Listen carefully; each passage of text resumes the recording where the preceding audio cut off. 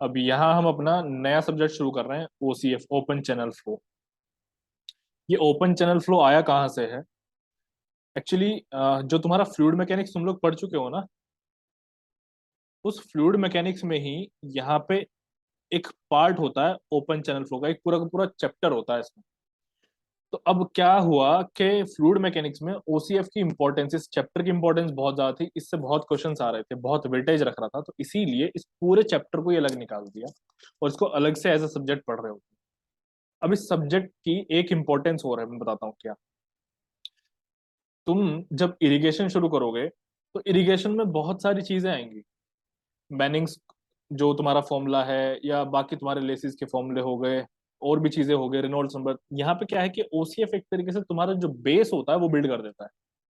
सब बहुत सारी चीजें होती हैं। तुम वाटर का बिहेवियर बहुत अच्छे से समझ रहे होते हैं यहाँ पे, कि जो वाटर प्रोफाइल होता है वो कैसे बिहेव करता है। तो इसीलिए फ्लूइड मैकेनिक्स में हमने थोड़ा सा बेस बनाया अपना, फ्लूइड के बारे में कॉन्सेप्ट्स वगैरह, हल्के बेसिक कॉन्सेप्ट जो थे वो जान लिए। देन उसके ऊपर थोड़ा एडवांस लेवल में अब हम आए, जो कि ओपन चैनल फ्लो। फिर ओपन चैनल फ्लो के बाद में हम इरिगेशन वगैरह ये सब सब्जेक्ट्स देखेंगे, काफी हेल्प मिलेगी हमें।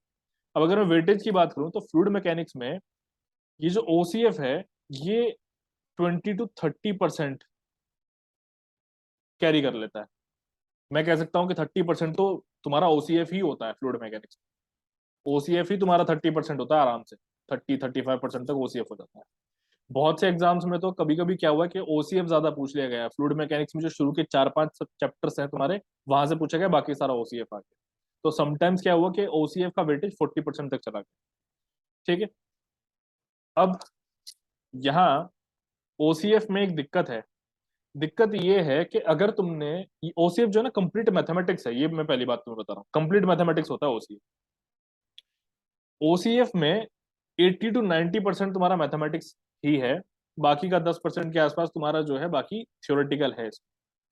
अब यहाँ ओसीएफ में जितनी भी चीजें होती हैं वो भूल जाते हैं सब लोग, तो यहाँ पे कॉन्टिन्यूस प्रैक्टिस की जरूरत है ओपन चैनल फ्लो को।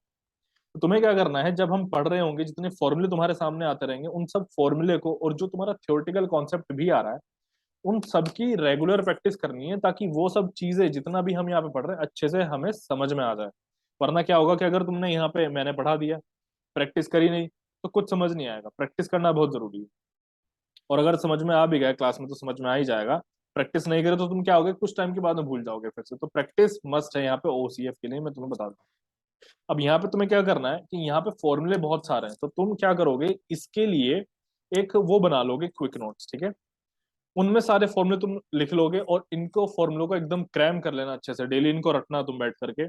ये मैं इसलिए कह रहा हूँ बिकॉज क्या है कि इन फॉर्मूले के बेसिस पे न्यूमेरिकल्स आते हैं तुम्हारे, और बहुत इजी न्यूमेरिकल्स होते हैं। ओसीएफ बहुत इजी है, बहुत इजी न्यूमेरिकल्स होते हैं।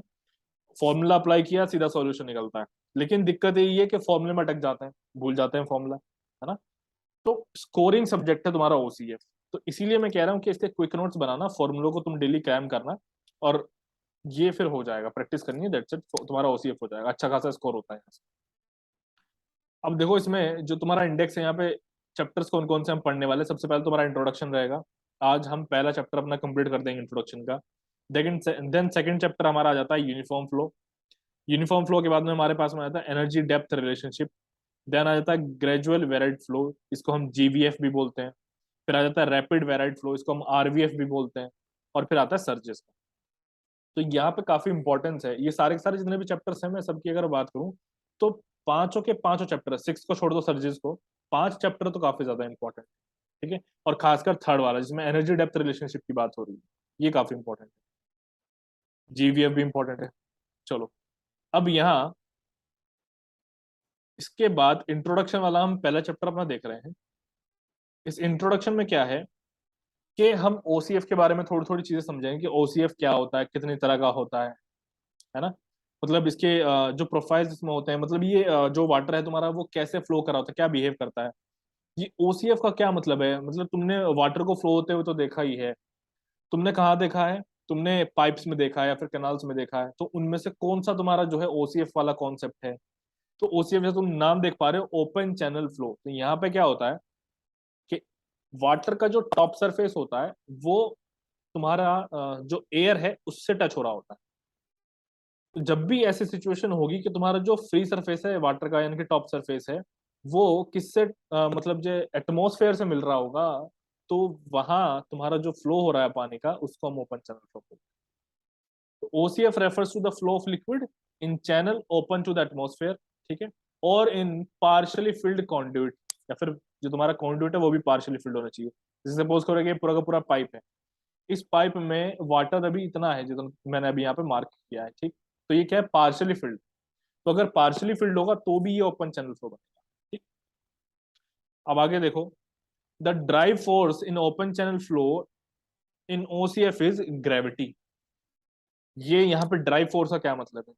ड्राइव फोर्स का मतलब है कि जो उसको ड्राइव कर रहा है, देखो तुम लोग कार ड्राइव करते हो, ड्राइव करने का क्या मतलब होता है, चलाना। तो उसी तरीके से जो तुम्हारा यहाँ पे चैनल में जो वाटर है, उसको कौन ड्राइव करता है, उस पानी को कौन चलाता है, वो पानी को चलाता है ग्रेविटी। तो इसीलिए यहाँ पे उसने लिखा है the drive force in open channel flow is gravity, और ये जो यहाँ पे है ये प्रीवियस ईयर में आया हुआ है और रिपीट हुआ है। तो इसको मैं यहाँ पे इंपॉर्टेंट मार्क कर दे रहा हूँ, अंडरलाइन कर लो ग्रेविटी, और ये प्रीवियस ईयर में आया हुआ है, ठीक। फिर नेक्स्ट देखो, shear stress on free surface is zero, ये भी प्रीवियस ईयर में आया हुआ है, रिपीटेड क्वेश्चन है। अब मैं तुम्हें एक चीज बता दूं, यहाँ पे जो हमारे ओसीएफ के नोट्स है ना, ये इतने इफेक्टिव हैं, मैंने खुद देखा है कि जितना भी तुम्हारा ओसीएफ आएगा सब कवर हो जाएगा, इसमें से 100% कवर हो जाएगा, ये नोट्स ऐसे हैं, ठीक।